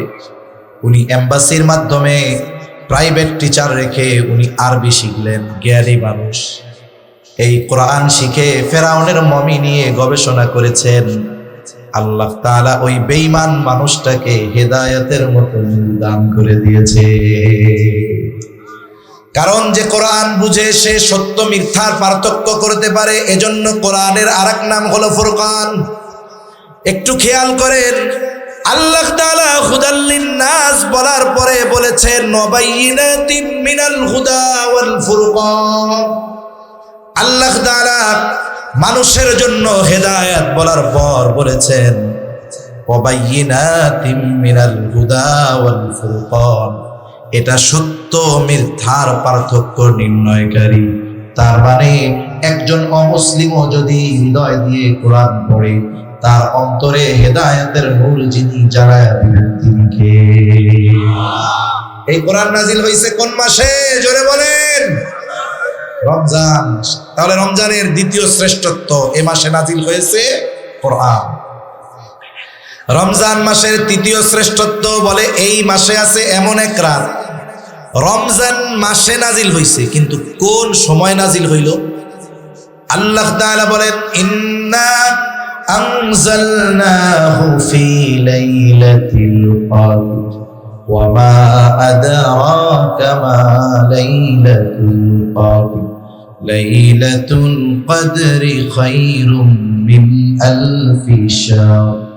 আল্লাহ তাআলা বলেন ইন্না আনজালনাহু আই ইন্না আনজালনাল কুরআন, আমি এই রাতে নাজিল করেছি কোরআন। ফি লাইলাতিল কদর, কদরের রজনীতে আমি কোরআন নাজিল করেছি। এই কদরের রজনী এটা হলো রমজান মাসের একটা রাত। বলে কোরআনের ছোঁয়া লাগছে, রাত দামি হয়ে গেছে। কোরআনের ছোঁয়া লাগছে, মাস দামি হয়ে গেছে। কোরআন নাজিল হইছে, আম্বিয়া শ্রেষ্ঠ নবী শ্রেষ্ঠ নবী হয়ে গেছে। কোরআনের ছোঁয়া লাগছে, উম্মত শ্রেষ্ঠ উম্মত হয়ে গেছে। এই রজনী আল্লাহ তাআলা দান করেছেন রমজান মাসে কোরআনের বদৌলতকে। আল্লাহ তাআলা বলেন আপনি জানেন লাইলাতুল কদর কি? লাইলাতুল কদর হলো খায়রুম মিন আলফি শাহর। বলে যেই সমস্ত মাসে লাইলাতুল কদর নাই, এমন 1000 মাসের চাইতে ওই রাতটা বেশি উত্তম। প্রায় 84 বছর হয়। কত বছর হয়? প্রায় 84 বছর। এক রাত্র যদি পাইয়া যায়, তাহলে রমজান শ্রেষ্ঠত্বের অন্যতম একটি কারণ এই রমজান মাসেই আছে লাইলাতুল কদর, বলে যেটা হলো 1000 মাসের চাইতে উত্তম। সুবহানাল্লাহ। এই রমজান মাস হলো সেই মাস যেই মাসের আগমন ঘটলে আল্লাহ তাআলা জান্নাতের দরজা খুলে দেয়। নবীজি বলেন ইদা দাখালা রমাদান ফুতিহাত আবওয়াবুল জান্নাহ। রমজান মাসের আগমন ঘটলে আল্লাহ জান্নাতের দরজা খুলে দেয়। আরেক বর্ণনায় আসছে ফুতিহাত আবওয়াবুস সামা, আল্লাহ তাআলা আসমানের দরজাগুলো খুলে দেয়। আরেক বর্ণনায় আসছে ফুতিহাত আবওয়াবুর রহমান, আল্লাহ তাআলা রহমতের দরজাগুলো খুলে দেয়। ওয়া গুলিকাত আবওয়াবুন নার, আল্লাহ তাআলা এই মাসে জাহান্নামের দরজাগুলো বন্ধ করে দেয়। সাথে সাথে ওয়াল সুলসিলাতিশ শায়াতিন, এই মাসে আল্লাহ তাআলা শয়তানকে শিকল দ্বারা বন্দী করে দেয়। এই মাস হলো রমজান মাস। তাহলে আসেন রমজানের শ্রেষ্ঠত্ব কেন? 7টা কারণ বলছি। 1 নাম্বার, এই মাসে আল্লাহ রোজা ফরজ করেছেন। 2 নাম্বার, বলে এই মাসে আল্লাহ কোরআন নাজিল করেছেন। বলে 3 নাম্বার, বলে এই মাসেই আছে লাইলাতুল কদর। 4 নাম্বার, এই মাসেই জান্নাতের দরজা আল্লাহ খুলে দেয়। 5 নাম্বার, বলে এই মাসে আল্লাহ তাআলা আসমানের দরজা খুলে দেয়। 6 নাম্বার, বলে এই মাসে আল্লাহ তাআলা রহমতের দরজাগুলো খুলে দেয়। 7 নাম্বার, এই মাসে আল্লাহ তাআলা জাহান্নামের দরজা বন্ধ করে দেয়। 8 নাম্বার, বলে এই মাসে আল্লাহ তাআলা শয়তানকে শিকল দিয়ে আটকায় দেয়। এখন এই শ্রেষ্ঠ মাসে আমাদের কি করণীয়? বলে 1 নম্বরে রোজা রাখতে হবে। কি রাখতে হবে? জোরে বলেন। 1 নম্বরে রোজা, 2 নাম্বার তারাবি, কি করতে হবে? তারাবি। কয় রাকাত? 20 রাকাত। কয় রাকাত? 20 রাকাত। এখন আমাদের দেশে 20 রাকাত পড়া মানুষের জন্য কষ্টকর হয়, এর একটা কারণ আছে। কারণ কি হইল জানেন? আমরা যখন সারাদিন রোজা রাখে অভ্যস্ত, কষ্ট হয় না। এইবার ইফতারের 10 মিনিট আগে ইফতার টিফতার সামনে নিয়ে বসছে, ও বাজি এই 10 মিনিট আর নৌ যায়, ঠিক না? এই 10 মিনিটের প্রতি মিনিটকে 1-1 ঘন্টার মতো লাগে। খালি গড়ির মিতা গায়, কি আজান দেয় নাকি? কি মসজিদে আজান দেয় না? কি হইল? টাইম মাত্র 10 মিনিট, অথচ 14 ঘন্টা না খায়া থাকছে, কোনো সমস্যা নেই। হ্যাঁ, এই 10 মিনিট আর যাইতে চায় না। কেন? আপনি যখন খাবার সামনে নাই, রোজার মাস, পাকস্থলীরে ব্রেন বলতেছে খাওন টাউন সামনে নাই, আকইরা লাভ নাই। এখন যখনই ইফতারের সময় খাবার সামনে আসে, চোখ দিয়ে নার্ভে গেল, নার্ভ মুহূর্তের ভিতরে ওই পাকস্থলীরে কই দোস্ত সামনে খাওন আইছে, এবার আকইরা হয়ে পড়ছে। এখন তো খিদা লাগা শুরু হয়ে গেছে, এই জন্য আর টাইম যায় না। এবার যেই আজান দিছে, আল্লাহ, ওই মাঝে মধ্যে অনেকে মজা করে। গত বছর একটা ভিডিও দেখছি, এখন একজনও ইফতার নিয়ে সামনে বসে খেলে এরকম করছে, পাশের থেকে একজন আয়াতুল কুরসি পড়বে, ও টান দিছে আল্লাহ, এই বসে আজান দিছে, ধূপধাপ খাওয়া সারা। মানে ওই টাইমে যদি ভুলে কোনো মতো কানে আল্লাহ শব্দ আসে, আর কেউ দেরি করবে না। অবস্থাটা কি হইল? এখন যখন ক্ষুধাটাও তীব্র হইছে, আমরা ইফতারের সময় আনলিমিটেড খেয়ে ফেলি। আর আমাদের দেশের ইফতার মানে হইল ছোলা বুট বাইউনি, বাইউন্দি বাজেয়ারি, ঠিক না? ছোলা বুট বেগুনি পেঁয়াজু, এ সবগুলো হইল গ্যাস্ট্রিক। খাবেন এতটুক, পেটের মধ্যে যায় এত। এখন খাইলাম পেট বইরা ইফতারের সময়, ধুমসে খাইছে টাইছে। একটা খাবার তার পরিপূর্ণ ক্রিয়া শুরু করে 1.5 থেকে 2 ঘন্টা পরে। এখন ওই সময় খাওয়া হইল, ঠিক তারাবির সময় খাবার পেটের মধ্যে ফুইলা সে এখন এটার পরিপূর্ণ প্রভাব বিস্তার করতেছে, কারণ খাবার পাকস্থলীতে গেছে, পাকস্থলী ওইটারে প্রসেস করছে, এরপরেই না সব জায়গায় এটারে বন্টন করবে। ঠিক বন্টনটা হয় তারাবির সময়। এখন ওই গন্ধ লাগে 20 টাকা তারাবি মরি যায়, বড়া সম্ভব না। এখন কি করে? মসজিদের মধ্যে যায়, ফরজ নামাজটা কোনো মতো পড়িয়া ইমাম সাহেব যখন তারাবি শুরু করে পিছনে বেগটি ঘুরতে দেয়। আমি কি ভুল কথা বলতেছি? হাফেজ সাহেব টান দেয় লাস্টে, মনে করেন একেবারে লাস্টে টান দিবে, ইয়া আইয়ুহাল্লাযীনা আমানু কুতিবা আলাইকুমুস সিয়ামু কামা কুতিবা আলাল্লাযীনা মিন ক্বাবলিকুম, মনে করেন পৃষ্ঠা শেষ হবে এরকম, লাআল্লাকুম তাত্তাকুন, ধুমসে উঠে আল্লাহু আকবার। এটা কেন হইল? আমি আপনি ইফতারের সময় আনলিমিটেড খাইছি, এই জন্য। আপনি খান, ওই সময়টাতে একটু কম খান। আপনি এটা পরীক্ষা করে দেখবেন, আপনারা ইফতারের সময় একেবারে কম, 1 গ্লাস শরবত খাইছেন, 3টা খেজুর খাইছেন, ফল ফলাদি যা আছে ওগুলো খাইলেন, সলাবুট তারাবির নামাজ শেষ করে সুন্দর মতো মাখাইয়া খান। কিন্তু আপনি মাগরিবের সময় যে কম খাইলেন, এতে আপনি কাইত হইয়া পড়ে যাবেন। 13 ঘন্টা না খাইয়া থাকছেন, 14 ঘন্টা, তাহলে আগেই পড়ে যাইতেন। এখন আপনি ওই দিন তারাবির নামাজটা পড়লেন ইফতার কম খাইয়া, এরপরে আমার কথা মনে করেন যে হুজুর ঠিক কথা কইছে না ভুল কথা কইছে।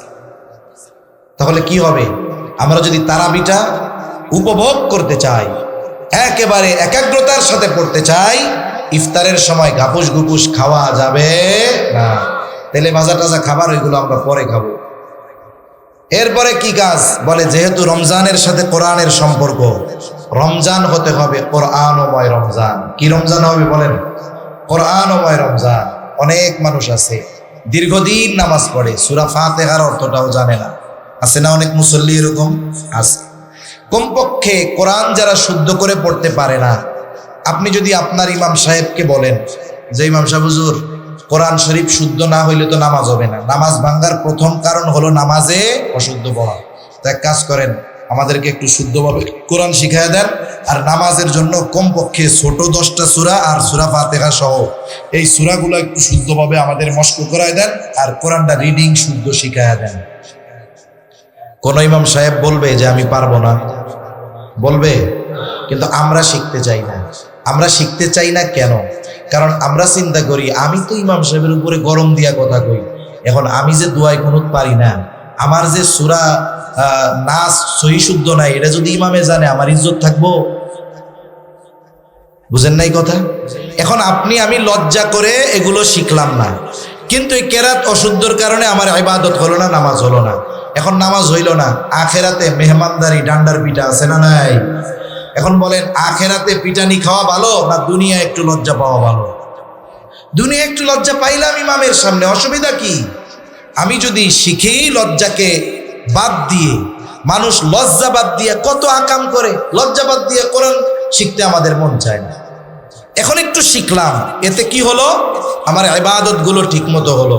আবার যদি ইমাম সাহেবরে বলি, হুজুর এইগুলার অর্থ ব্যাখ্যা আমার একটু জানায় দেন, নিজে নিজেই শুদ্ধভাবে পড়া শিখেন ইমাম সাহেবের কাছে, তাফসিরে মারিফুল কোরআন খুইলা অর্থটা পড়েন, ব্যাখ্যাটা পড়েন। এরপরে আপনি আগেও সূরা ফাতিহা পড়তেন, অর্থ মুখস্থ করেছেন, ব্যাখ্যা জানছেন, জেনে আছে, এখন সূরা ফাতিহা পড়েন।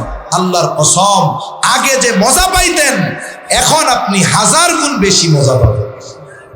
আগে মুখস্থ অর্থ জানতেন না, প্রত্যেক দিন শুনেও আপনার মধ্যে বিরক্তি আসে নাই, আর এখন যত শুনবেন আগের চাইতেও লক্ষ কোটি গুণ মজা পাওয়া যাবে, ঠিক কিনা? এজন্য আমাদের রমজান হবে কোরআনময় রমজান, ইনশাআল্লাহ বলেন ইনশাআল্লাহ। আমরা রমজানকে আমলের জন্য ভাগ করব, রমজানকে আমলের জন্য ভাগ করব। দৈনিক যদি 1 পারা করে পড়ি 30 পারা হয়ে যায়। আপনি দৈনিক 1 পারার রুটিন রাখেন। সবে কদরের রাত্রে, আমাদের দেশে তো 21, 23 আর 25, 29 নাই, আমাকে দেশে 27 তারিখ, যা হয় হবে। সবে কদর কয় তারিখ আমাকে দেশে? আমাদের বাংলাদেশে 27 তারিখ, যা হয় হবে। আপনি ধরেনই ওই দিন সবে কদর, ওই দিনের জন্য 2 পারা রাইখা দিয়া প্রত্যেক দিন যদি 20 পৃষ্ঠা পড়েন হেফজ কোরআন শরীফের, 5 ওয়াক্ত নামাজ, নামাজে গেছেন আগেই তো যান, 2 পৃষ্ঠা নামাজের আগে পড়েন, 2 পৃষ্ঠা পরে পড়েন। প্রত্যেক নামাজে যদি 4 পৃষ্ঠা পড়া হয়, 5 ওয়াক্তে কয় পৃষ্ঠা হয়? 20 পৃষ্ঠা। হাফেজি কোরআন শরীফের 1 পারা, এভাবে একবারে হয়ে গেল মাসে একটা খতম, ধীরস্থিরতার সাথে। নাইলে আমাদের কতজন আবেগে আছে, প্রথম দিন দুমছে মাজা মুজা ব্যথা বানাইয়া 3 পারা পড়া, আর 18 দিন খবর নাই। এরপরে সবে কদরের রাত থেকে খতম দিতে হইবে। কয় পারা পড়ছো এই কয়দিনে? কয় ভাই এখনো আমার 20 পারা বাকি আছে। কাজ হইল। খরগোশ আর কচ্ছপের দৌড়ের গল্প শুনছেন না? কচ্ছপ স্লো দৌড়াইছে কিন্তু দৌড় থামায় নাই, খরগোশ দ্রুত গতিতে দৌড়াইছে কিন্তু মাঝে একটা ব্রেক মেরে দিছে, এক ব্রেকে ওনারও ব্রেক হয়ে গেছে। এজন্য আপনি অল্প অল্প করে, আমরা অল্প অল্প করে করব, কিন্তু এটা কন্টিনিউ করবো, কারণ ইনশাআল্লাহ ইনশাআল্লাহ কোরআনময় রমজান হবে আমাদের। রমজানে আরেকটা আমল কি? নবীজি এই মাসে সবচাইতে বেশি দান করতেন। আমরা দ্বীনি কাজে এই মাসে বেশি ব্যয় করব তো ইনশাআল্লাহ। আমরা এই মাসে বেশি বেশি দান সাদাকা করব। এই বিষয়গুলো যদি আমাদের সামনে থাকে, আমাদের রমজান হবে প্রাণবন্ত। আশা করা যায় আল্লাহ যেই জন্য রোজা ফরজ করেছেন, ইয়া আইয়ুহাল্লাযীনা আমানু কুতিবা আলাইকুমুস সিয়াম কামা কুতিবা আলাল্লাযীনা মিন ক্বাবলিকুম লাআল্লাকুম তাত্তাকুন। হে ঈমানদারেরা, তোমাদের উপরে রোজা ফরজ করা হয়েছে যেমনি ভাবে তোমাদের পূর্ববর্তীদের উপরে ফরজ করা হয়েছিল। কেন? লাআল্লাকুম তাত্তাকুন, যাতে করে তোমরা মুত্তাকি হতে পারো। লাআল্লাহ কালামে ইলাহির মধ্যে আসলে ইয়াকিনের অর্থ দেয়, নিশ্চয়তার অর্থ দেয়। তার মানে প্রকৃতপক্ষে যে আলোচনাগুলো করলাম এগুলোকে সামনে রেখে আমরা যদি রমজান অতিবাহিত করতে পারি, আল্লাহ বলেন অবশ্যই তোমরা মুত্তাকি হয়ে যাও। সুবহানাল্লাহ। আল্লাহ তাআলা আমাদেরকে গুনাহমুক্ত রমজান অতিবাহিত করার তৌফিক দান করেন, বলি আমিন। এখন প্রশ্ন পর্ব হবে, এরপরে বাকি আয়োজন হবে আর কি। ওলামায়ে কেরাম বলবেন না, হুজুররা কইেন না ভাই, মাফ চাই। সাধারণ মানুষ যারা আছে, 1 নাম্বার প্রশ্ন, আমরা তো শ্রেষ্ঠ উম্মত, আমাদেরকে আল্লাহ তাআলা 5টি শ্রেষ্ঠ জিনিস দান করেছেন। এই 5টি শ্রেষ্ঠ জিনিস কি কি বলেন? কে পারবেন? কে পারবেন বলেন? হিম্মত করেন। 5টি শ্রেষ্ঠ জিনিস আল্লাহ আমাদের দিয়েছেন। 1 বার 2 বার কই নাই, অনেকবার কইছি। কে পারবেন? একটু হিম্মত করেন। কে আছেন? বলেন বলেন বলেন বলেন। দাঁড়ায় যান, 1টা 2টা মনে থাকলেও দাঁড়ান, বাকিটা আল্লাহ মনে করায় দিতে পারে। অনেকে চিন্তা করছে 1-2টারে মনে পড়ে, আরেকটা তো মনে পড়ে না, আরেকজনের সাইডটারে আরেকটা মনে পড়তেছেন। আপনি এই করতে করতে ওই সাইডটাও হারিয়ে যাবে। বলেন দেখি, 5টি শ্রেষ্ঠ জিনিস আল্লাহ আমাদের দান করেছেন। 5টি। এই 5টি জিনিস কি কি বলেন? কে? কেউ হিম্মত করবেন না? কোন? দাঁড়ান।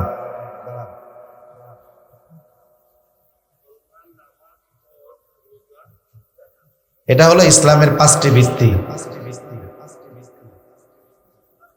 5টি শ্রেষ্ঠ জিনিস আল্লাহ দান করেছেন আমাদের। বলেন এই 5 শ্রেষ্ঠ জিনিস কি কি? তাও তো উনি খাড়াইছে সাহস করে। বলেন বলেন, কে কে আছেন পারবেন? এবার সবার মধ্যে, এবার আর খাস করলাম না কারো জন্য, এবার আম ভাবে আলেম ওলামা যে হোক, কে পারবেন 5টা জিনিস বলতে? হ্যাঁ কোন? আরে সাহস করে কোন না, বলেন।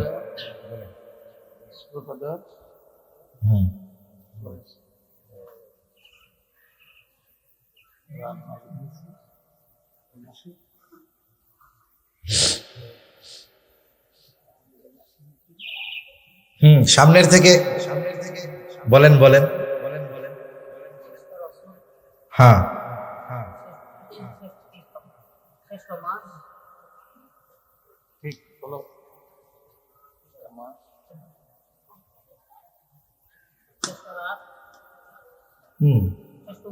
শ্রেষ্ঠ দিন।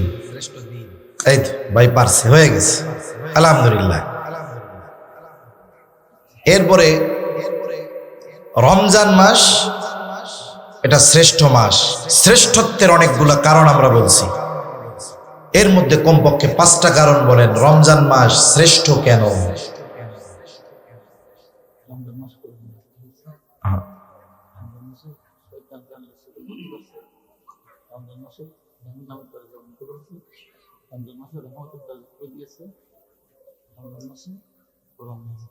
হ্যাঁ মাশাআল্লাহ, 5টার বেশি হয়ে গেছে।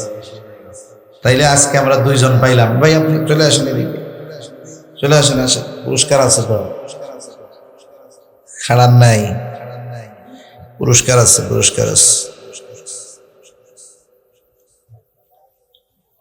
ধরেন। এই যে নেন 200 নেন, ধরেন। এই যে 200, হ্যাঁ রাখেন, পুরস্কার রাখতে হয়, রাখুন লাগে, কম হয়ে গিয়ে না।